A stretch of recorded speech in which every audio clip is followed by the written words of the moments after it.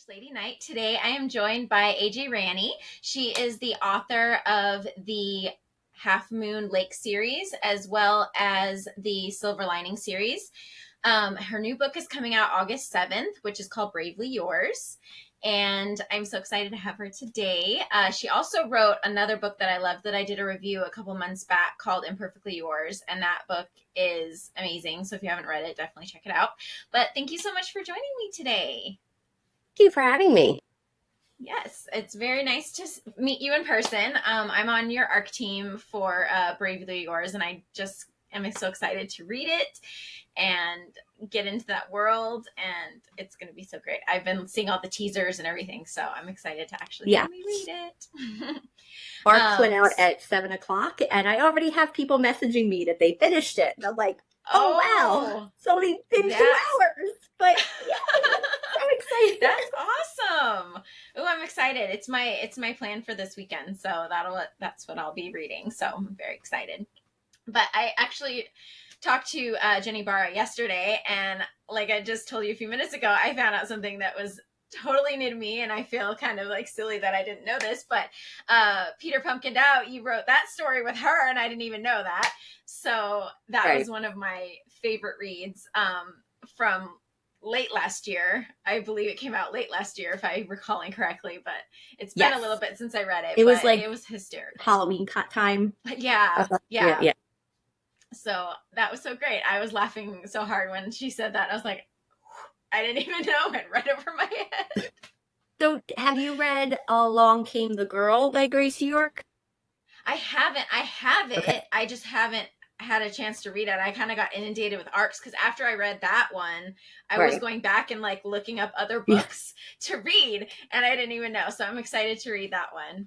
Because the hero in Bravely Yours is the best friend of the hero in Along Came the Girl.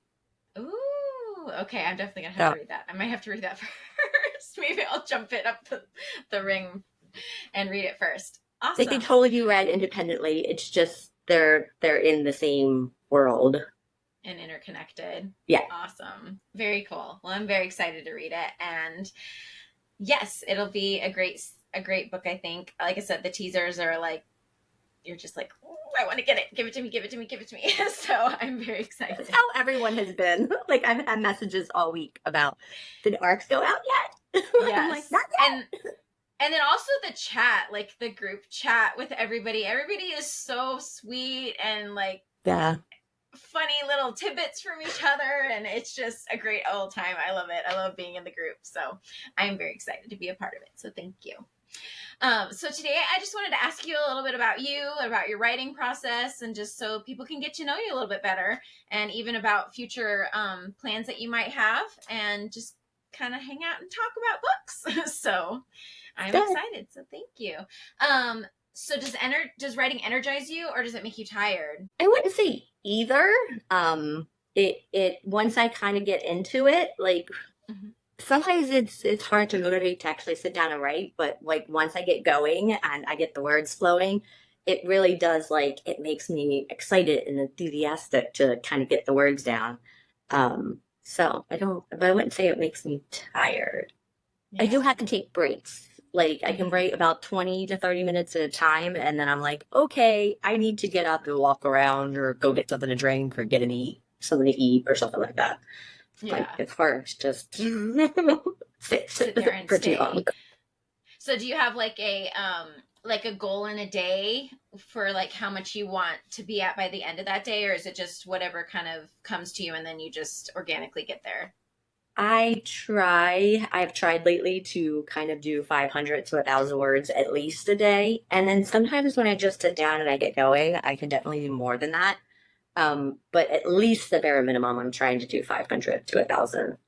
And even the other day, I was like, you know what? Let me try this whole dictating thing, because everyone raves about it. Because I'm in the car a lot. I have kids, so I'm constantly like moving around with the kids and making lunches and dinners. And I'm like, you know, it'd be so much easier if I could just talk to my phone and have it record everything I'm saying.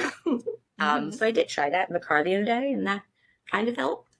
It's just a lot of lot to clean up when you get back to the computer. So more But editing. You have more yeah, editing work. but at least Okay. all the words are in there. You just have to kind of, Mm-hmm. you know, play with them and stuff. So Yeah. Awesome.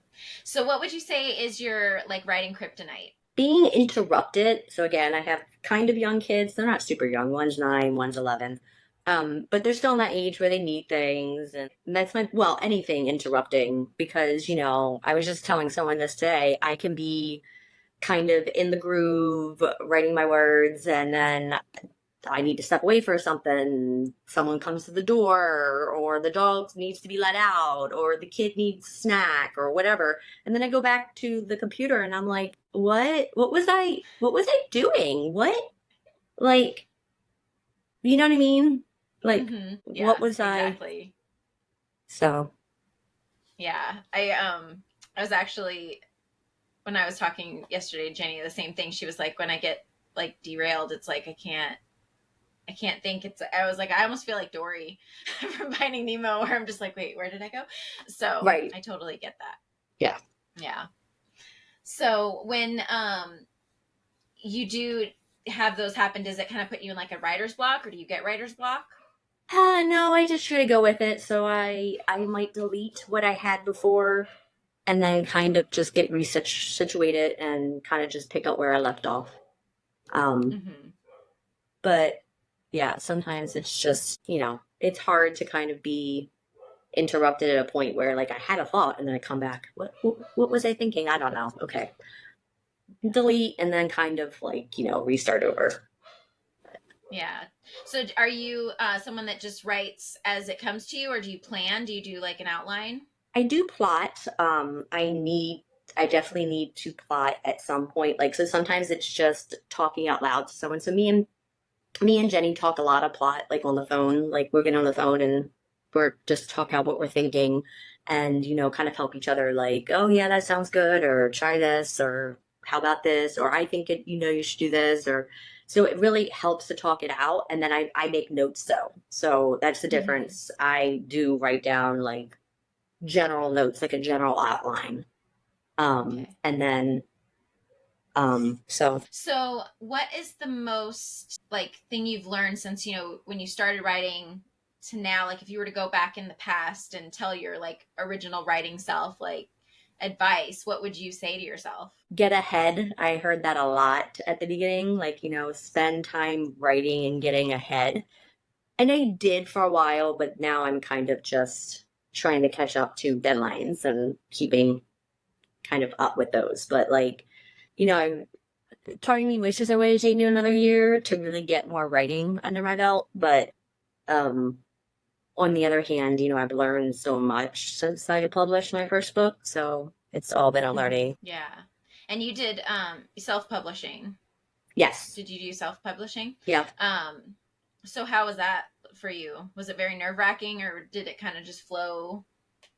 At the beginning I had a lot of questions and a lot of like, uncertainty about it, but I think at this point I kind of have a good handle on it. Mm-hmm. I'm still learning things every day and there's still things that come up. The other day I had an issue with Amazon for the first time in my author career and I'm like, oh, Oh I've been so lucky, but it all worked out and I was able to submit all the correct like paperwork and the things I needed to for them to not be so no, kind of you know ridiculous.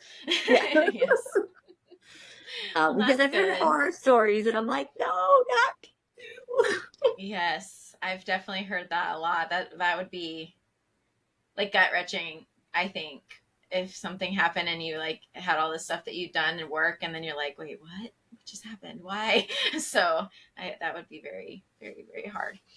Yeah. So when you're writing, where do you get your ideas from? Do you use from your daily life, or do they just kind of pop in your head? um a little bit of everything. The very first book I wrote was actually based on a dream I had. So I kind of took that dream and kind of molded it into like a story I really wanted to write. And then from there, I I just came up with ideas. And then I think characters are based a lot on like my own experiences, but also like people I know. Um, just kind of, I don't know how to explain that, but like, get my dog barking, sorry. No worries. um, so yeah, I think I just try to take my own experiences and the people I've gotten to know and base characters and things that happen in books off of what I've seen and what I've experienced myself. Even the first book had the little boy in the book had a medical emergency, and it actually was something that happened to me. Because I've always been told, write what you know, and it's like, well, I can write that. I know how scared I was in the moment, and I know how I felt, and I knew what had to happen and what did happen. So like I kind of like do take into account like my own, I think, experiences. And even like, I've been told I write single mom really well. And I'm like, well, that's funny because I've never been a single mom. But my husband works a job that half the year is very, very, very demanding. Mm-hmm. So it's just, I think I can kind of shed some light on that because there are times during the year where I feel like I'm kind of a single mom because, he's working so much. So. Yeah. Okay. That's awesome. Oh. So when you are balancing, a mom and the writing, do you really find a lot of time to do that, or is it kind of like you're literally like in the car on the way to like a sports event, or just writing in that way? I try to do as much as I can around my family and being a mom and being a wife. I also work part-time, so I work part-time in the school system. So it's great that during the summers I can be home with the kids and I can focus on the writing and stuff like that. But yeah, I just there's a lot of times that I'm writing at 9 o'clock at night. I'm tired. I want to go to bed, but I got to get my 800 words in. But like I said, I'm really going to try to do some of that dictating in the car because I'm in the car so much with the kids and just going places and running errands that I'm like, I can at least get down my thoughts, if anything. So um, I'm trying to do that more lately. It's definitely a great tool to have. So did you always want to be a writer, or were there other things that you wanted to do and this just kind of happened? Um, I've always had an interest in doing this. I remember trying in college to write a short story that I wanted to try to do something with. I never did at that point. But like, I took a lot of creative writing classes. I was an advertising major. And so I was really into that creative aspect. And, my favorite thing I ever did was do like a radio advertisement thing in one of the classes. And that was like really cool. So I think there's always been a part of me that's always like the aspect of writing. Um, and then, I tried the job world, the corporate job world, and I was like, nah, I think this is too cutthroat for me. And then I tried, so I started off in, like childcare and education. And then I moved into like corporate business world before I was like, yeah, no, I think I actually like kids better than adults, like in that Yes. capacity, if that makes sense. Yes. In that business world, because I felt like it was very cutthroat and very, um, you know, I don't know, it's just not me, I guess. And so I went back to like childcare. I was a nanny for a little bit. I had my own kids. It was stuff I could do, when I was home with them. And then when they was old enough for school, I started substituting in the local county schools. And it was during COVID. My daughter was home and I was trying to homeschool her because she was so young. I was like, I don't understand how you expect a kindergartner to sit at a computer for hours at a day. Like, no, I just want my kid to play with blocks and learn colors and numbers. I don't want them sitting in the computer all day. So I actually homeschooled her for like 2 years. And during that time is when I started writing, because I was home so much with her.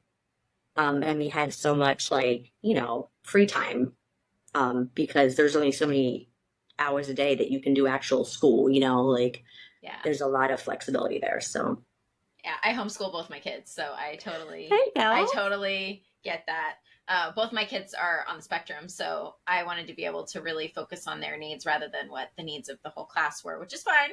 But I go. wanted to really Yeah. fine tune it, so I totally get that. Totally, 100% get that. Yeah, and that was like a big concern for me because I could tell that my daughters had some type of attention issues and forcing her, it was like almost like our relationship was hurting because I was forcing her to sit in front of a computer that she couldn't do, and I kind of understood it because again, I remember I told you earlier I can't sit for more than 20 or 30 minutes before I need to be moving. So I was like, this is ridiculous. She's 5. She doesn't need to sit in front of a computer. But after kindergarten and first grade, towards the end of first grade, I realized she's my social butterfly. She needs people because she was like, play with me, play with me, play with me. I'm bored, I'm bored, I'm bored. And I'm like, okay, I think you need to go back to school and meet some friends. So yeah. So when you are in your writing, do you ever have to like do like a reset or like, you know, remove yourself from like go outside or like do anything like that is like your ritual to like reset yourself? No, I can't really think of anything I do to like reset. I do like to listen to music, so sometimes if I'm in the car and I'm listening to, so I make playlists for all my books as I'm writing them, and then I usually fine tune them, you know, closer to release. But I like to listen to their playlists to kind of like really, you know, kind of get back into the feel of the characters. But I think about them a lot, so I will be driving. The other night, I was up at midnight going, oh, I just had a thought. I have to like type this out. And I like pulled out my notes app and I typed out what I was thinking because I was like, oh, you know, she needs to do this, this, and this. I was like, I can't forget this. But it's weird the time. Sometimes it wakes me up at 3 o'clock in the morning. I'm like, I have a thought. I need to write it down. Oh, but it's like download, put it out. Yeah. That's really great. So when you're writing, like, let's say the opposite sex, like Kyle, when you're in that mindset, do you struggle with that? Or is it pretty easy to be in the opposite sex and writing on their behalf? The funny thing is, I think I struggle more with the female point of views than I do the males. I don't know why. I think it also depends on the female. So this book that you're about to read, The Arc Bravely Yours, Sarah, I get. Sarah 100% is my type of character. I got her, like, you know, down pat. Tina, I could not understand that woman to save my life. I just could not. I'm like, so Jenny and I make fun of each other because I'm the grumpy and she's the sunshine, but well, you didn't read Tumbling Head Over Heels, right? You've only read Peter out of the Gracie books, right? Yeah. Okay. So I'm more of the like organized and like, you know, I'm more high strung and I think about things. So like I would never forget something, you know what I mean? Because I constantly think about things. Where she doesn't hold on to stuff like that. So like she's like my total opposite. So I struggled with Tina really hardcore because that's not my personality. And I had to have Jenny be like, okay, can you go through this and just make sure there's no like negativeness or like anxiousness or like any of me in Tina because I found myself wanting to write. And I also found with beta readers, a lot of them were the same way. They wanted Tina to be, I guess, I don't want to say typical woman, but more of that, you know, anxious, high strung, like warrior, reactive character more. And I was like, no, that's not. I'm trying to write someone different. Like she has to be the calm to Kyle's chaos. You know? Yeah. So Kyle, I liked that. All of Kyle's anxiousness and his overthinking, and I was like, I got that. This I understand. Yeah, Kyle was like, I was like, he's me. He's me. And then she's all like chill, and I'm like, that's my goal. That's what I want to be. So well, until the bat scene. Until the bat scene. You know, that's so funny because like we were driving home today. We went to the beach, and like that And I don't even know why. I guess subconsciously I was like, oh, I'm going to talk to her this afternoon. That scene popped in my head as I was driving home, and I was just started to like laugh in my head. I'm like, oh my golly, that was such a great scene. And I'm like, why am I thinking about that right now? I was just not thinking about it, and then now it's in my head. And I must have been because I was about to talk to you. So, but that was such a funny scene where she's like, nope, no. So, no bats. yes. And then they make, oh, I don't want to give anything away, but the part that when Kyle and the kids come back and all of that bit, that was hilarious. Yeah. So, but so when you are writing, what is the most difficult scene for you to write? What is the what? Most difficult scene to write. Like what is harder for you to write? The whole middle is usually I struggle with. Like I really have a good handle on the beginning. And then I get to a point where I gotta fill in the middle. Like I know what the beginning looks like, and I know what I want the end to look like, and I might have a scene or two in the middle in my head, but I don't really know what I want to connect the beginning and the end until I'm there. And I don't know why that is. I think it's a lot of the middle is kind of, I don't want to say filler, but it's like, showing their relationship and that building to that black moment. And so it's like I kind of have that backstory and that beginning built up in my head. And then I'm like, okay, now I got to connect to what isn't, what's later. So I always struggle, I feel like, with that middle. Okay. And then, so what would be your, the easiest scene for you to write? Sorry. No worries. I'm sorry, lose your questions. What would be like your favorite scene to write? No, probably the moment where one or both couple characters realize what they're about to lose, in that black moment, I'm about to lose this person, or I'm about to lose this relationship I found, or this love that I found, and, they kind of have that aha moment. Or I don't want to give anything away, but in Bravely Yours, it's a no third act breakup. So something comes between them that makes them realize, makes him realize, Yeah. So it's kind of that, I like that aha moment. Nice. Sorry, I have to plug my phone in. Give me 1 minute. Because I did not follow instructions and charge my phone ahead of time. No worries at all. No worries at all. So what was your inspiration for writing this book, Bravely Yours? Well, so the first book in the series, Always Yours, it's a second chance. And the two characters have kind of had a relationship in the past, and then something came between them and drove them apart. And now it's the present, and they are both they're not together, and the male, the hero, is moving on. Well, he's moving on with this other woman, and there's drama there. So there's a little bit of other woman drama because there's drama with the other woman, and it kind of makes the two characters, the hero and the heroine, realize that they still love each other, and that's kind of what brings them back. But during the beta reading, a lot of people had a problem with the other woman drama in that book. The other woman was Sarah in this book, in Bravely Yours. And so when I went through that, I was like, guys, I have a plan for her, though. I have a plan for her. Like, you have to trust me. I have a plan for her. And I just kept pushing forward. And I was like, I'm going to write her story. And you're going to see she's going to get a redemption story. And it's going to be amazing. And so that's kind of where, because I literally said, I'm going to do this. She's going to get her own story because I have a plan for her. And so that's why I just wrote her story, because I wanted to make sure she got her own happily ever after. Oh, that's great. That's great. And you stuck with it. You kept going with what you envisioned. So that's really cool. That's very, very cool. So, what do you think makes a great story when you're writing? Like things that you're like, it has to have this, or, just a great story in general. Like what are your key points that you like? Probably, I like the family aspect and the small town aspect for my books. So I always like to get that, seeing the big family and seeing all the couples and the kids.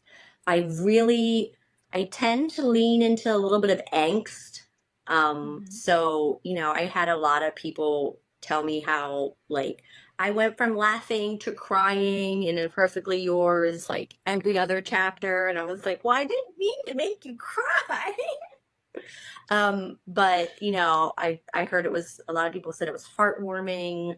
It was emotional. It was like, hook them in. And I was like, so it's like angst in that form of that emotional, like, I just like that kind of, not necessarily drama to add drama. It has to be more of that emotional angst. I really like that. And so I think that there's an aspect of that probably in all of my books, and probably will be an aspect of that. Even when I was plotting one of my books that's in my new series that's coming out next year, it's The Rest of the Firefighters. Okay. I was plotting one of them, and even Jenny was like, yeah, I mean, that'll work. It's definitely angsty. And I was like, I know. I like angst. You're like, that's the point. Yes. I love angst. That's a me preference. I know that's not Jackery one. So I actually tried to pull back on the angst a little bit in Kyle's, and I think it still ended up angsty. It was just a different type of angst.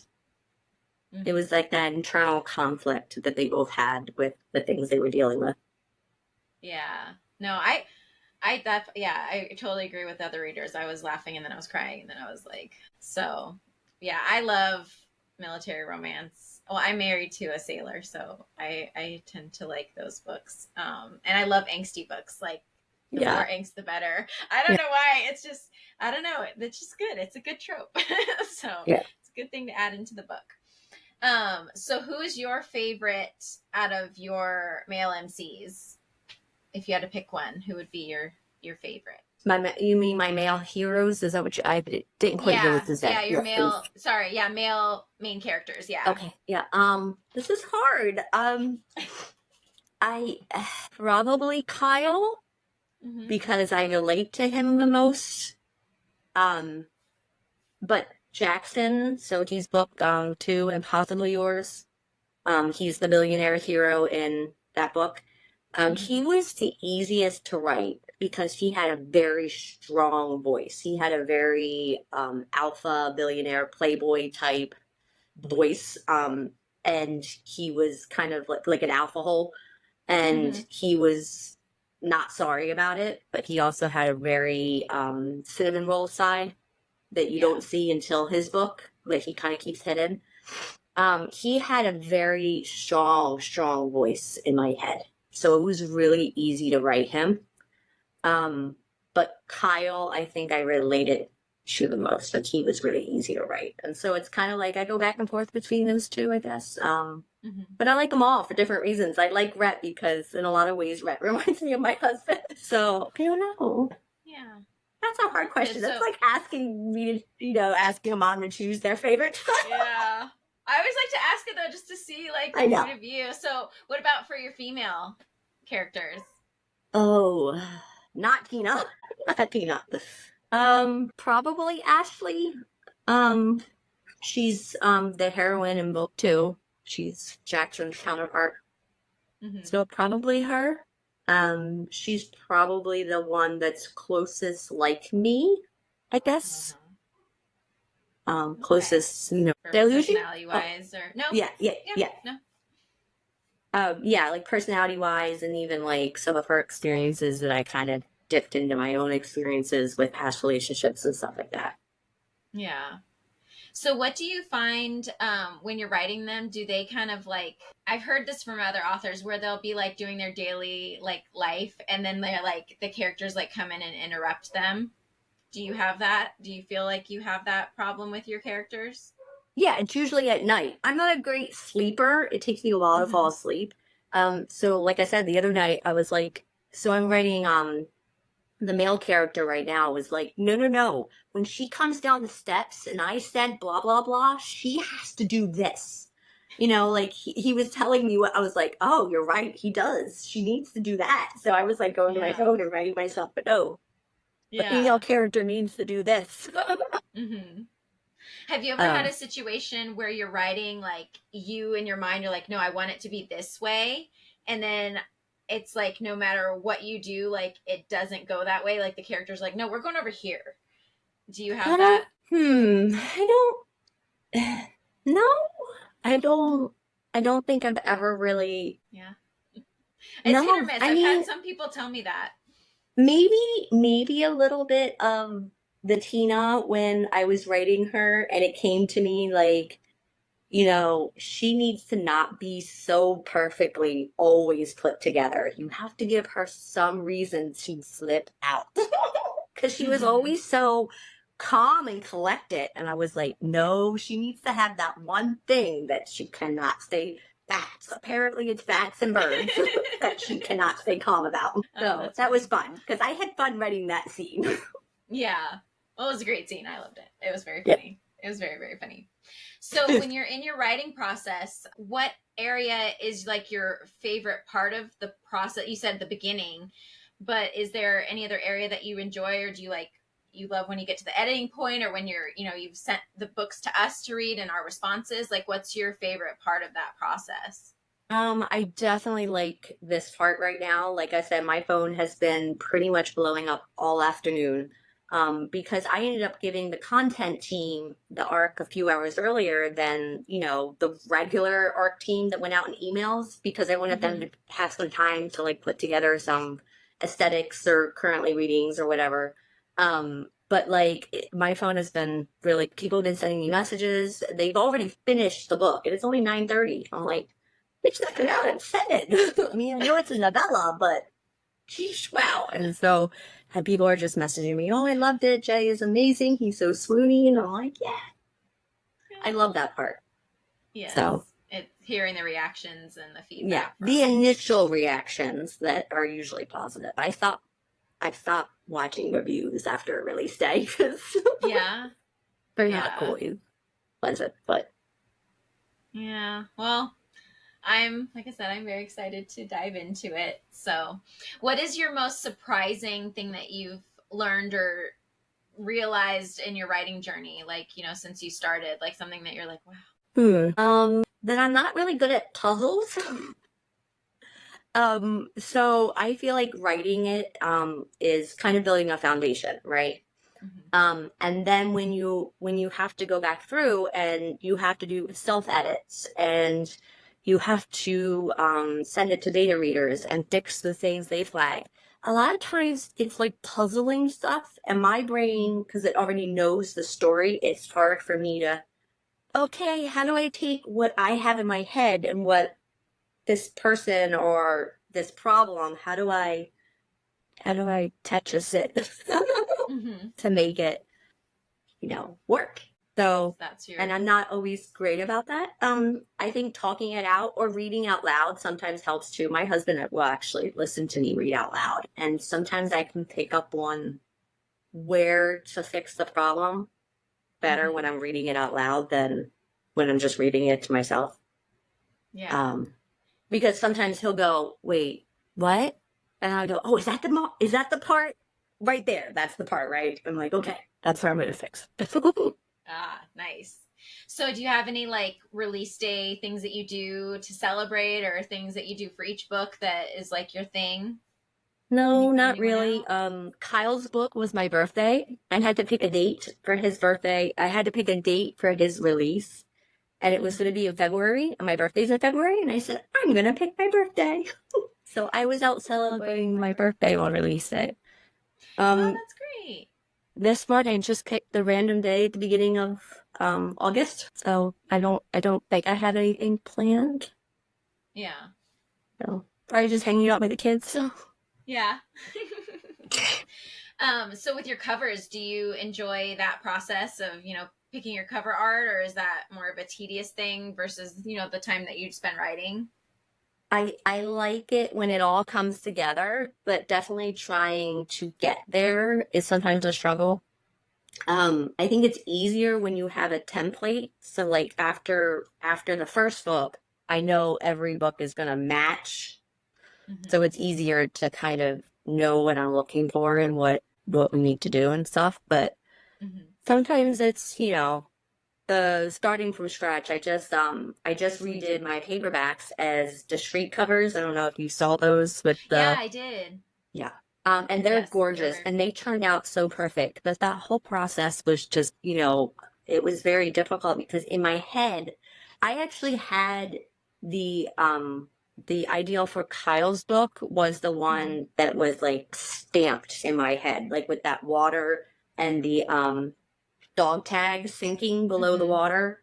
I knew that's what I wanted his discreet cover to look like, but I didn't really have ideas for the first two ones. So that was like that kind of like trying to figure out what I liked and what I wanted and what I didn't like. And so that whole process, but it, they came together so nicely and I love them. Yeah, So, I saw it. They were pretty. I really liked them. So that definitely was very, very beautiful. and I already think Um, I have an idea of what I'm doing for the Redline series next year, what I want the ebook covers to look like and what I want the discrete paperbacks to look like. So, nice. So you have to plan like way ahead, like for all that stuff, right? for everything, I mean, editors get booked out 4 to 6 months in advance, so you kind of have to have a plan there. You know what I mean? Like, um, cover designers are the same way.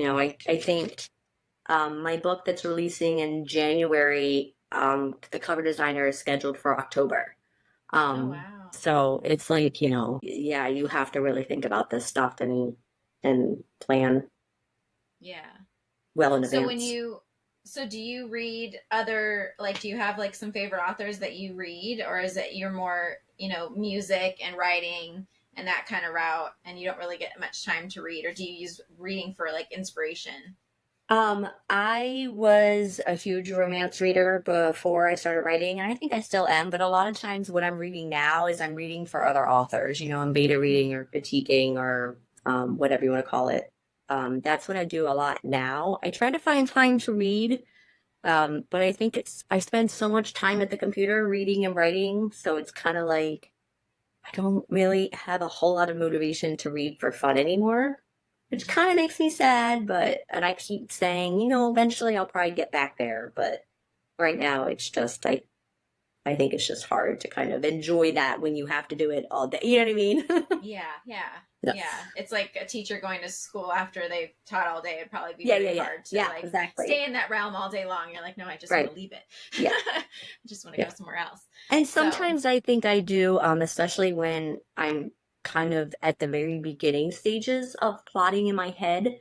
I like to mhm. read to kind of like get ideas or kind of get the flow of like what character, just kind of kind of get back in that romance world and kind of read some different characters. And like, when I wrote Tina and Kyle, I've never written a Grumpy Sunshine. Well, not on my own. Me and Jenny has written Grumpy Sunshine, but on my own I haven't. So like I read a couple of Grumpy Sunshines to make sure I was hitting those like marks. You know what I mean? Mhm. So That's awesome. So, your future plans, you have another book coming out in January yes, that is going for the to be series. the fourth book in the Half Moon Lake series. That will be Hattie Williams' story, the sister, the Mhm. second youngest sister. And then after that, and that's going to be a protector romance, romantic suspense, whatever you want to call it. So I'm really excited about that one because that's kind of, I wouldn't say completely new to me because Bravely Yours does have suspense vibes. Mhm. But this will be the first full length I write that's, romantic suspense. So and then Nice. next year, I'm moving into the Half Moon Lake Heroes, the Red Line. And so that's going Mhm. to be a 4 book series, and that's going to be all the firefighters of Half Moon Lake. So in Jay's story, you meet Logan. He's the one driving and kind of giving him a hard time about Sarah and stuff like that. So, like, his story is going to be the first one in the series. And so I kind of have an idea for all 4 books, and they will be released starting in April of next year, and then every 3 months after that. Wonderful. I'm excited. I'm very excited. I'm very excited to read those. Firefighters are great. Oh yeah, Everyone loves uh, firefighters. and there's not that many like I can think of. I think I've only read like two other stories. Most of them are like sports or police officer or military. And I feel Right. like that's like a market that's been skipped. So that'll be good to have like 4 books to keep going in that realm. So Yeah, I'm really excited. That'll be great. I'll keep an eye out for that. I'm very excited for that. Well, so her new book is coming out, like I said, on August 7th, Bravely Yours. So definitely check that one out. It'll be on Kindle and Amazon. Is there any other? Yeah, it'll Kindle Unlimited on Amazon. And then I'll link below the website and Instagram. So if you want to follow her and check out some of her other books, including, like I said, Imperfectly Yours is really, really good. So definitely worth a read. You can check them out there. And thank you so much for joining me today. It was so great to talk to you and get to know you and hear about your process and just have this Thank you time for having me. Do that. Thank you. This was fun. Please. Yes, it was. I loved it. It was great. I like I said, it was so funny when I found that out yesterday. I'm like, that was like one of my favorite books last year, and I didn't even know it. I was like, oh my golly. That's funny. So, yeah, it was very funny when she said that. It like light bulbs went in my head. I was like, are you kidding me? So that was great.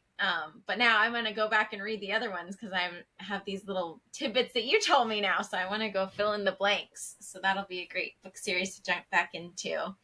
So please like and subscribe and follow for more, and check out both of our Instagrams for upcoming books that she's releasing and book reviews and other fun things in the future. Thank you so much. Bye-bye for now. It's going to stop.